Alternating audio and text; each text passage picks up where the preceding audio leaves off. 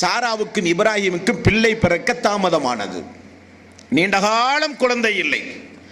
கணவனுடைய அந்த வருத்தத்தை புரிந்தார்கள் சாரா அம்மா அவர்கள்.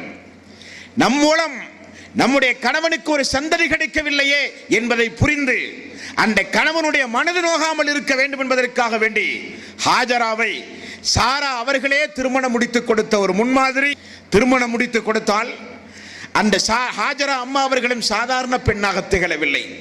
அதுவும் தியாகத்தின் உச்சிக்கே சென்று விட்டார்கள்.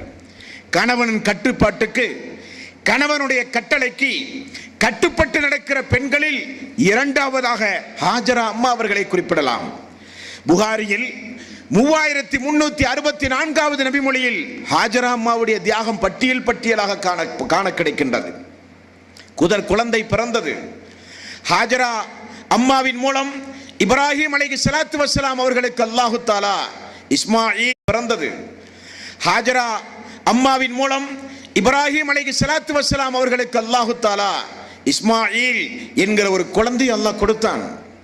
குழந்தை வளர்ந்து தடுமாறி பால் குடிக்கிற அந்த பருவத்தில் அல்லாஹு தஆலா ஒரு கட்டளை பிறப்பிக்கிறான். புனிதமிக்க அந்த கஅபாவுக்கு அருகில் கொண்டு போய் உன்னுடைய தாயை, உன்னுடைய மனைவியையும் உன்னுடைய மகனையும் கொண்டு போய் விடுங்கள் என்று அல்லாஹ் சொல்கிறான். கொஞ்சம் யோசித்து பாருங்கள். அல்லாஹு தஆலா இவர் ஒரு முதன்மையான முஸ்லீம் என்று அல்லாஹ் ஏன் சொல்கிறான்? மனித சமுதாயத்திற்கே இவரை ஒரு இமாமாக ஆக்கப் போகிறேன் என்று அல்லாஹ் ஏன் சொன்னான்? இவர் ஒரு சாதாரண மனிதர் அல்ல, ஒரு சமுதாயம் என்று அல்லாஹ் ஏன் சொன்னான்?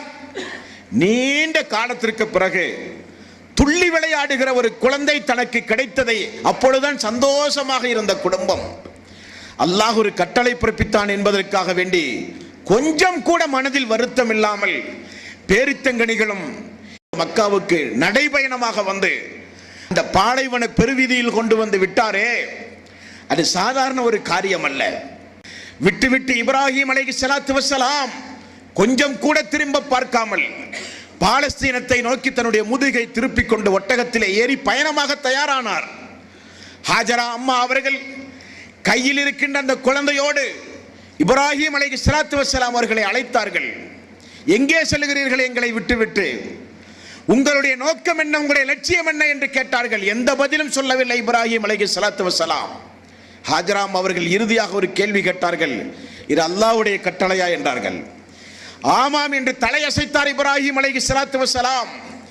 அடுத்த கணம் ஹாஜரா அம்மாவுடைய வாயிலே இருந்து வந்த வாசகம், அல்லாஹ் இந்த கட்டளை பிறப்பித்தால் என்னையும் எனது மகனையும் என்னுடைய ரப்பு பார்த்துக் கொள்வான், நீங்கள் உங்களுடைய பயணத்தை தொடருங்கள் என்று ஹாஜரா அம்மா அவர்கள் கட்டளை பிறப்பித்தார்கள்.